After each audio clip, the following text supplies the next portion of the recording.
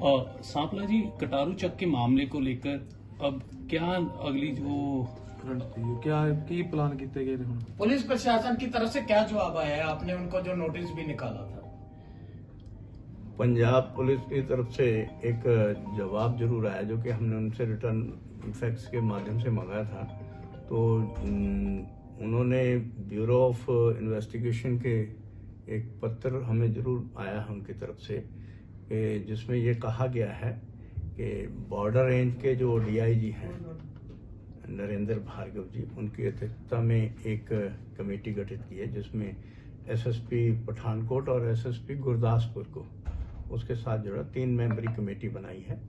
और ये लिखा है कि वो जो कमेटी है वो आगे फर्दर इन्वेस्टिगेशन में कमीशन को जो भी है असिस्ट करेगी, जो भी इंफॉर्मेशन है वो उनके साथ बताएगी, और जो भी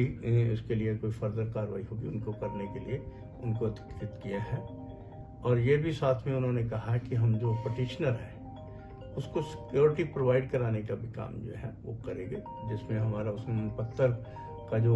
रेफरेंस देके के कहा है कि ये पत्र के रेफरेंस के मुताबिक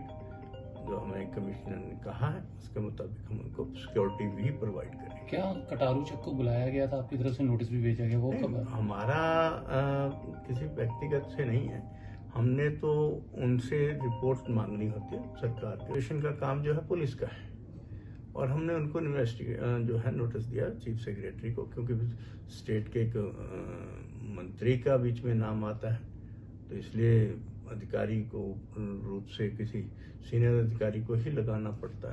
है कि नोटिस देना, और डीजीपी को कहना होता है, क्योंकि कार्रवाई जो लॉ एंड ऑर्डर मेंटेन करना, जो क्राइम के अगेंस्ट कुछ भी कार्रवाई करनी है वो उन्होंने करनी है, और सिक्योरिटी प्रोवाइड भी उन्होंने करवानी है, और उन्होंने जो लिखा है कि सिक्योरिटी भी उनको प्रोवाइड करवानी है। राज्यपाल की तरफ से भी डीजीपी को जो प्रूफ दिए गए थे और बोला गया था, लेकिन लग नहीं रहा कि जो कार्रवाई वो थोड़ी ढीली चल रही है। देखिए, जो उस पत्र में जो रेफरेंस है वो राज्यपाल जी के पत्र का भी जिक्र किया गया है कि उन्होंने भी इसके मामले में जानकारी जो मांगी है। तो मगर ये जो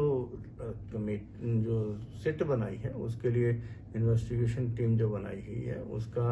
उन्होंने कहा कि ये कमीशन के हदायत के ऊपर रखी गई है। बाकी जो गवर्नर के लिए उन्होंने क्या जवाब दिया मुझे नहीं पता, उन्होंने क्या मांगा था क्या नहीं वो मुझे नहीं पता था।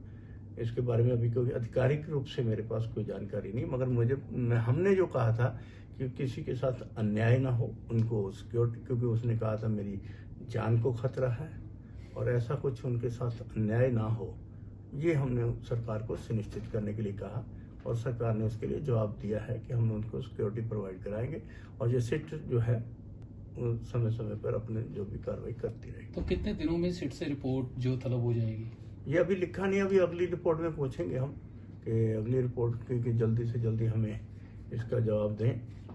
ताकि जो है इसमें जहाँ तक कोई वीडियो का है